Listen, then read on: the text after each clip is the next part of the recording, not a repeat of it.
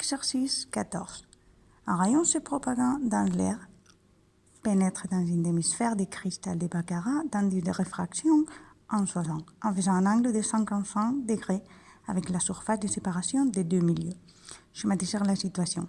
Alors, ça d'abord est trop gentil, en respectant la valeur angulaire. Ça vous donne de l'information, ça vous dit, faites attention, il y a quelque chose de bizarre. Laquelle?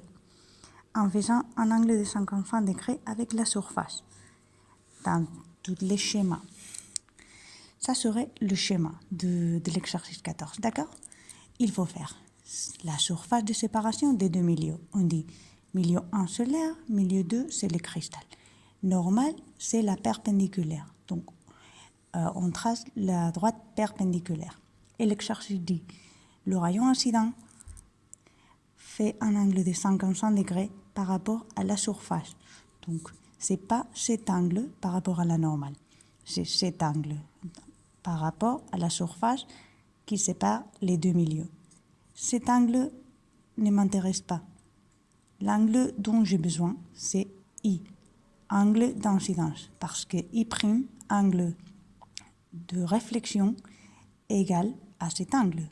Donc, ce qu'on doit faire, c'est, si ça c'est perpendiculaire, c'est 90 degrés, alors la I égale à I', c'est le même angle, sera 90 moins 55, 35 degrés. D'accord? Donc, on commence par faire ça. Soit l'angle de réflexion et l'angle d'incidence le même, 35 degrés. Maintenant, je peux faire la loi de Snell-Descartes. Et il faut dire, par la loi de Snell-Descartes, car je connais l'indice de réfraction du milieu 1, c'est l'air. Ça vient ici, d'accord, en haut de la page. Et l'indice de réfraction du cristal est 1,60. Donc, quand on fait l'exercice, on met indice de réfraction de l'air, indice de réfraction du cristal, et même si l'annoncé ne dit rien, on fait le schéma. Surface, la normale. Rayon incident, et on l'indique. Rayon réfléchi, et on l'indique. Rayon réfracté, et on l'indique. L'angle du rayon incident par rapport à la normale, hyper important, s'appelle I, et l'angle de rayon réfléchi par rapport à la normale, c'est I'.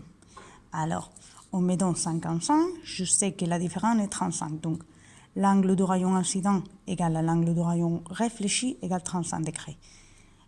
Et maintenant, par la loi de Snell-Descartes, comme la loi de Snell-Descartes dit, ça, il faut l'indiquer.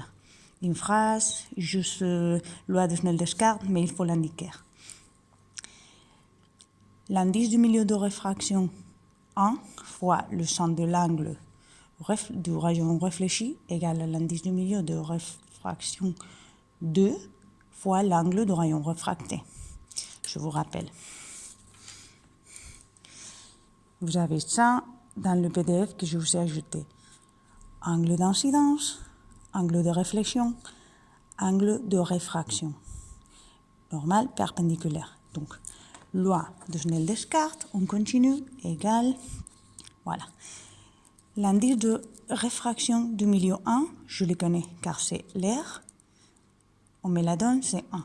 L'indice du milieu 2, c'est l'indice du cristal. L'annoncé me le donne aussi. Le sens de I', je peux le calculer car je viens de trouver que l'angle du rayon réfléchi est 35 degrés. Donc, on fait l'opération.